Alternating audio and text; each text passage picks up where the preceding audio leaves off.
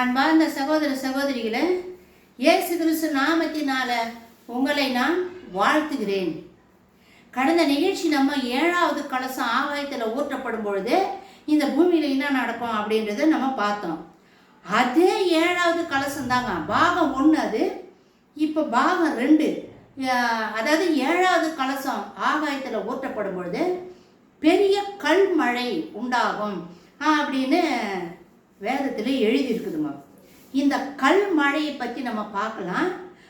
கற்களை பற்றி ஆண்டவர் வேதத்தில் எந்தெந்த இடத்துல எதுக்கெல்லாம் பயன்படுத்தி இருக்கிறாரு அப்படின்ற விஷயத்தை கூட நம்ம இந்த வீடியோவில் பார்க்கலாங்க.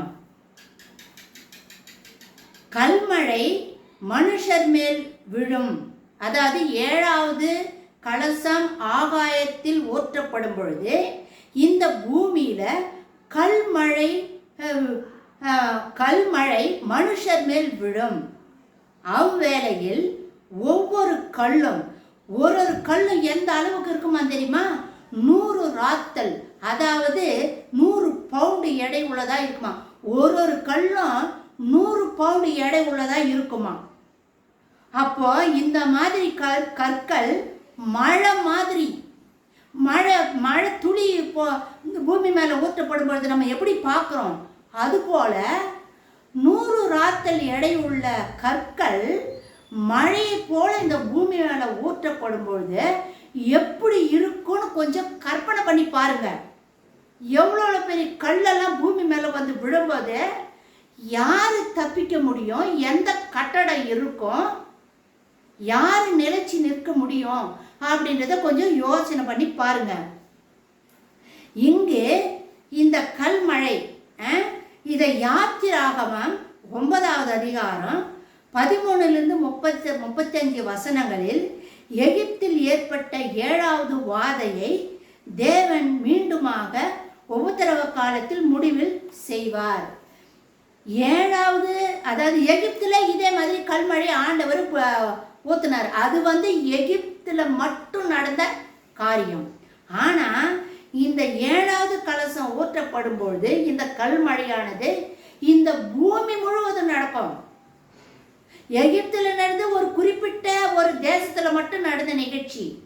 ஆனால் 7வது கலசம் ஆகாயத்தில் ஊற்றப்படும் பொழுது இந்த கல்மழையானது பூமி முழுவதும் ஒரே நேரத்தில் கல்மழை ஆண்டவர் ஊற்றுவார்.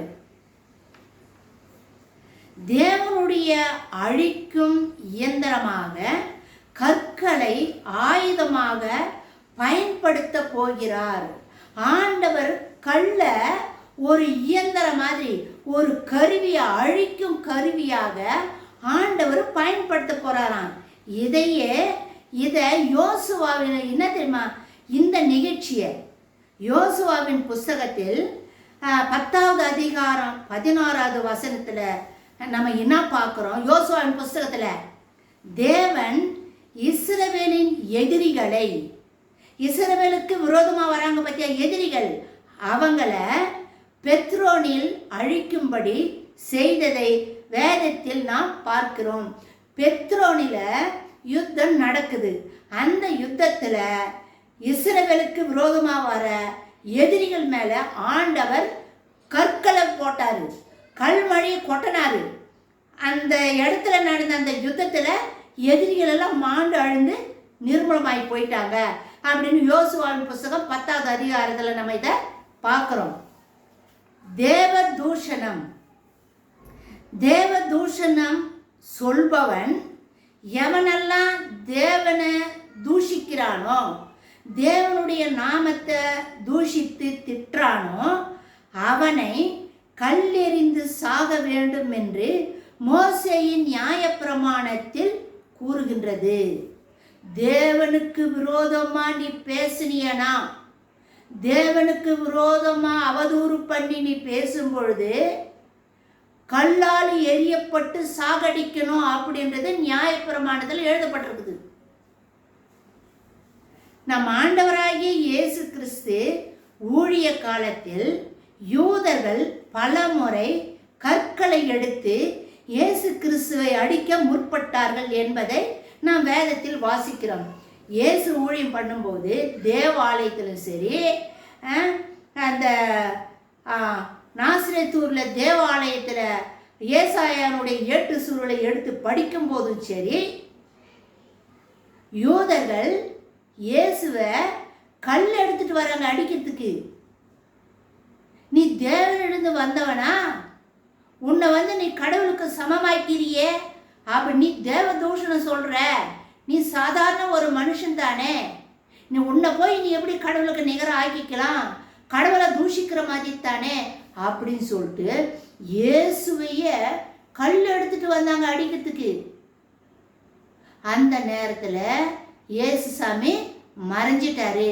ஏன்னா கல் எடுத்து சாகடிக்கணுன்றது தேவனுடைய திட்டம் கிடையாது. அதனால அந்த நேரத்தில் அவரு மறைஞ்சிட்டாருங்க. இதெல்லாம் நம்ம வேதத்தில் கல் எடுத்து அடிக்கிறத நிகழ்ச்சியா வேதத்தில் பார்க்குறோம். விபச்சாரத்தில் பிடிப்பட்ட பெண்ணை இயேசுவின் முன் நிறுத்தி இப்படி பாவம் செய்கிறவர்களை கல்லெறிந்து கொள்ள வேண்டும் என்று நியாயப்பிரமாணம் கூறுகிறது, நீர் என்ன சொல்லுகிறீர் என்று இயேசுவை கேட்குறாங்க. விபச்சாரத்தில் பிடிப்பட்ட பொண்ணை கல் எடுத்து அடிச்சு எல்லாரும் கல் தூக்கின்னு வரானுங்க அந்த பெண்ணை அடிக்கிறதுக்கு. என்ன கடவுளுக்கு விரோதமாக அவள் தப்பு பண்ணிட்டா அப்படின்றத. எதுக்கு இதெல்லாம் சொல்றேன்னா, கற்களை வேதத்தில் எந்தெந்த இடத்துல எல்லாம் எப்படியெல்லாம் எடுத்து பயன்படுத்துகிறாங்க அப்படின்ற விஷயத்தை தான் இப்போ உங்ககிட்ட நான் சொல்லிட்டு வரேங்க. இவ்விதமாக இதே மாதிரி தான் தேவனுக்கு விரோதமாய் தூஷிக்கிற கடைசி காலத்தில் மக்கள், இதே மாதிரி தான் கடைசி காலத்தில் இருக்கிற மக்கள் தேவனை தூஷிப்பாங்க, கெட்ட பேச்சு பேசுவாங்க. அதனால தான் கடவுள் என்ன செய்கிறாரு, அவங்கள கற்களால் அழிக்கப்பட்டு கடைசி காலத்தில் வாழற, அந்த உபத்திரவ காலத்தில் வாழற அந்த மக்களை கடவுள் கற்களால் அழிக்கப்பட்டு நாசமடைந்து மாண்டு போகிறாங்க. என்ன கடவுளுக்கு விரோதமா எத்தனையோ வாதைகளை கொடுத்துட்டு வராரு. 6 கலசங்கள் ஊற்றப்படும் பொழுதும் கடவுளை தான் திட்டுறாங்க. யாரும் மனம் திரும்பின மாதிரி இல்லை. 7வது கலசம் என்பது 7வது தூதன் கலசத்தை பூமியின் மேல் ஊற்றும் வேலை தொடங்கி இயேசு கிறிஸ்து பூமியில் உள்ள ஒலிவ மலையின் மேல் இறங்கும் வரைக்கும் இந்த நிகழ்வுகள் நடக்கும். அதாவது 7வது கலசம் ஆகாயத்தில் ஊற்றப்படும் பொழுது கல்மழை பொழியும், கல்லால் அழிப்பார், பூகோள அமைப்பெல்லாம் மாற்றப்படும், தீவுகள் எல்லாம் அழிக்கப்படும், சவக்கடலுடைய நீர்மட்டம் உயர்த்தப்படும், சவக்கடலில் இருக்கிற தண்ணியானது செங்கடலில் போய் விடும், மலைகள் குன்றுகள் எல்லாம் அழிக்கப்பட்டு சமதளமாக்கப்படும் அப்படின்னு கடந்த வீடியோவில் நம்ம பார்த்தோம். இந்த நிகழ்ச்சியெல்லாம் ஒரு நேரத்தில் ஊற்றப்பட்டு அப்படியே நின்று போகிறதில்ல, இது தொடர்ச்சியாக நிகழ்ச்சி நடக்கும். 7வது கலசம் ஊற்றப்படும் பொழுது நிகழ்வுகள் தொடர்ந்து நடக்கும். நம் ஆண்டவராகிய இயேசு கிறிஸ்துவின் 2ஆம் வருகையின் பொழுது அவருடைய பாதங்கள் ஒலிவ மலை தொடும். அந்த நேரத்தில் உண்டாகும் மகா பிரம்மாண்டமான நில அதிர்ச்சி ஒலிவ மலையை 2ஆக விளக்கச் செய்யும். நம் ஆண்டவராகிய இயேசு கிறிஸ்து இந்த பூமிக்கு வரப்போறாரு. 2ஆம் வருகையில் பகிரங்கமாக அவர் வரப்போறாரு. அவர் வரும்பொழுது இந்த உலகத்தில் அவருடைய பாதம் எங்கே படும்னா ஒலிவ மலை மேலே தான் அவருடைய கால் வைப்பாராம். ஏன்னா ஒலிவ மலையில் அந்த இடத்துல இருந்து தான் நம்ம ஆண்டவராகி இயேசு கிறிஸ்து மரித்து உயிர் தெழுந்த பிறகு பரலோகத்துக்கு எழும்பி போன இடம் ஒலிவ மலை தான். அதனால் மீண்டும் அவர் வரப்போகிறது, கால் பதிக்க போகிற இடம் ஒலிவ மலை தான். அந்த ஒலிவ மலை மேலே அவர் கால் பதிக்கும் போது அந்த மலையே 2ஆ பிளந்துடுமா. பாலஸ்தீனா நாட்டில் உள்ள சவக்கடலின் கடல் மட்டத்தை உயர்த்தும், மலைகள் சமபூமியாகும், தீவுகள் மூழ்கடிக்கப்படும், புறஜாதி தேசங்களை அழிக்கும்.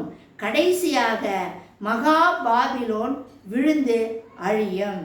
இப்படி இதை சக்கரியா என்ன சொல்றாருன்னா 14வது அதிகாரம் 4வது வசனத்துல கல்மழையோ கொஞ்சம் பொறுத்திருந்து வானலோக சேனைகளால் பயன்படுத்தப்படும் ஏவுகணைகளைப் போல அர்மகெதோன் யுத்தத்தில்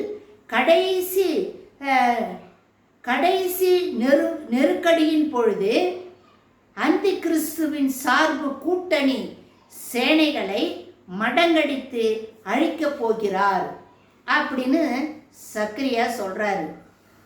வானலோக சேனைகள் இந்த கற்களை ஏவுகணை மாதிரி பயன்படுத்துவாங்களாம்.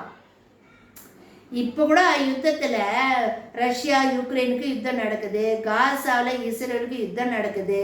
இப்போ ஈரான் கூட ஏவுகணையெல்லாம் விட்டுட்டுக்கிறானுங்க. இந்த ஏவுகணை விடும்போது ஒரு குறிப்பிட்ட இடத்த போய் தாக்கும், அழிக்கும். வானலோக சேனைகள் அப்படின்னா ஏஞ்சல் தேவ தூதர்கள் இந்த கற்களை ஏவுகணை மாதிரி பயன்படுத்த போறாங்களாம். எப்படி இருக்கும் கொஞ்சம் யோசிச்சு பாருங்க. அதை இது எப்போ நடக்குன்னா அர்மகெதோன் யுத்தம், கடைசியா நடக்கிற யுத்தம் தான் அர்மகெதோன் யுத்தம். அந்த அர்மகெதோன் யுத்தத்தில் கடைசி நெருக்கடியின் பொழுது அந்தி கிறிஸ்துவின் சார்பு கூட்டணி சேனைகள் அந்தி கிறிஸ்துவோட கூட சேர்ந்துருக்குறாங்க பாருங்க.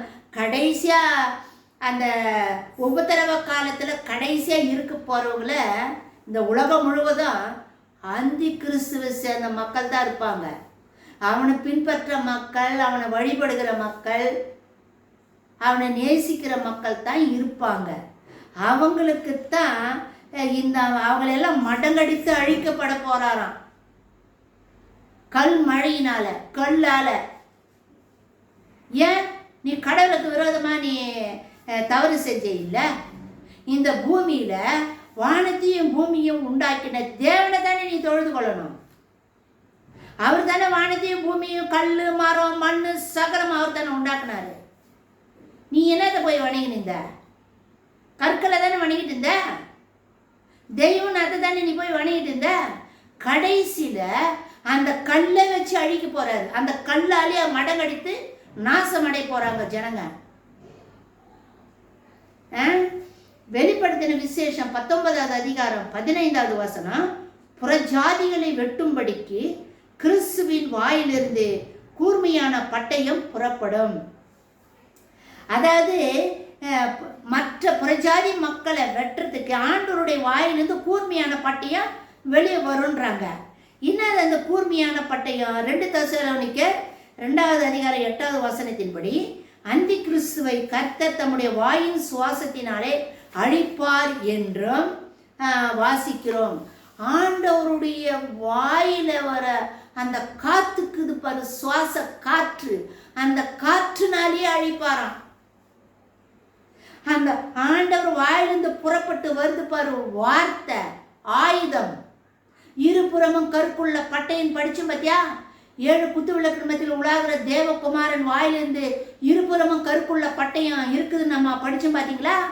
அந்த பட்டயம், அந்த வார்த்தை தேவனுடைய வாயிலிருந்து, கர்த்தராகிய இயேசு கிறிஸ்துவுடைய வாயிலிருந்து வர வார்த்தையினாலும் அவருடைய காற்று, அவருடைய மூக்கிலிருந்து அவர் வாயிலிருந்து அந்த காற்றுனாலேயும் இப்பேற்பட்ட ஜனங்களை அழித்து நிர்மூலமாக்குவாருன்னு தெசலோனிக்கர் புஸ்தகத்தில் எழுதப்பட்டிருக்குதுங்க.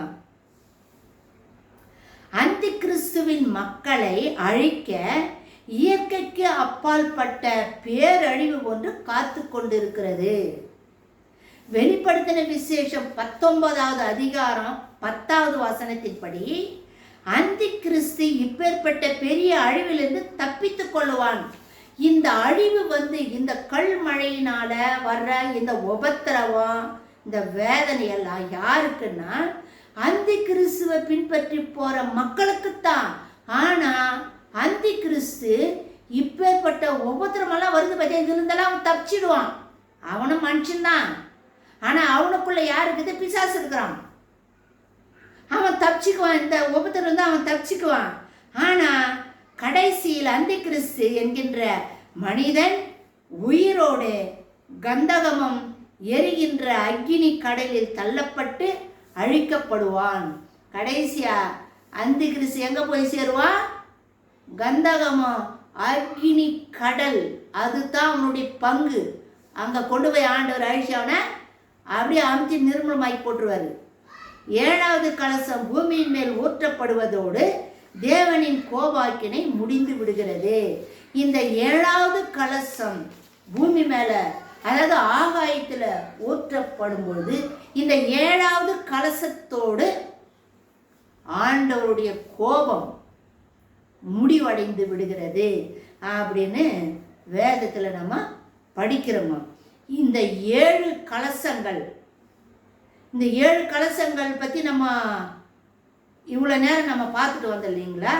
இந்த 7 கலச நியாய தீர்ப்பு ஆண்டவருடைய கோபத்தை வெளிப்படுத்துகிற ஒரு காரியம். ஆண்டவர் அவருடைய கோபம் எந்த அளவுக்கு மனிதர்கள் அந்தி கிறிஸ்து அவன் பேச்சு கேட்டு வஞ்சிக்கப்பட்டு கடவுளுக்கு விரோதமாக எழும்பி நின்று எப்படியெல்லாம் இருக்க போறாங்களோ அவங்களை எல்லாமே ஆண்டவருடைய கோபாக்கினை என்ற கலசங்களினால மக்களை அழிச்சு நிர்மூலமாக்கிடுவாரு. ஒவ்வொரு கலசமும் ஊற்றப்படும் பொழுது மக்கள் மனம் திரும்பல, தேவனைத்தான் தூஷித்தாங்க, தேவனைத்தான் திட்டினாங்க, நாக்கு பல்லெல்லாம் கடிச்சுக்கிட்டானுங்க. அதனால கடவுளுக்கு முன்னாடி நம்ம நிற்க முடியுமாங்க? அவரால் உருவாக்கப்பட்டவங்க தான் நம்ம எல்லாம் மனிதர்கள். இந்த அகிலமும் அண்ட சராசரமும் நம்ம ஆண்டவராகிய இயேசு கிறிஸ்துனால உருவாக்கப்பட்டது.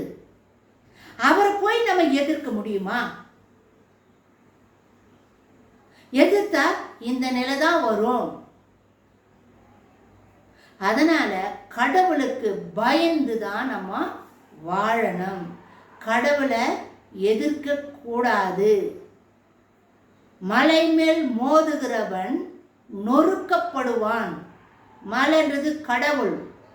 மலை மேல் மோதுகிறவன் நொறுக்கப்படுவான். அப்பளம் நொறுக்குனா எப்படி ஒரு மண் பாத்திரத்தை கீழே போட்டு உடைச்சா எப்படி அது நொறுக்கி போகுமோ, அது போல கடவுளோடு கூட மோதுறவன் அப்படி நொறுங்கி போயிடுவான். அவன் வாழ்க்கை அப்படி நாசமாயிடும். இந்த கல்லுன்னா நம்ம ஆண்டவராகி இயேசு கிறிஸ்து குறிக்கிறது தான் கல். இந்த கல் எவன் மேல் விழுமோ அவன் நசுங்கி போவான் அப்படின்னு வசனம் இருக்குதுங்க.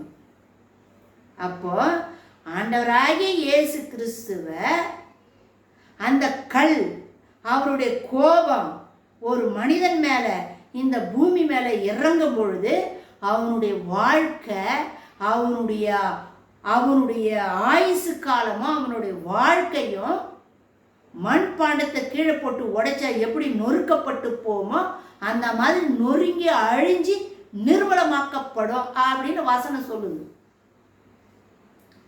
அதனால கடவுளை நம்ம எதிர்க்க முடியாது.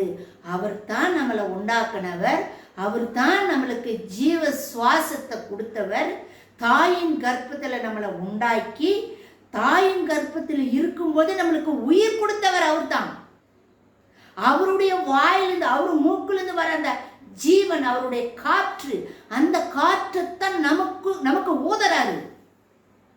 அந்த காற்று ஒரு மனிதனுக்குள்ள கர்ப்பப்பையில மனிதன் உருவாக்கும் போது அந்த காற்று அந்த ஜீவனுக்குள்ளோ அந்த மனிதனுக்குள்ளோ கர்ப்பப்பையில இறங்கும் பொழுது அந்த மனிதன் உயிரடைகிறான்.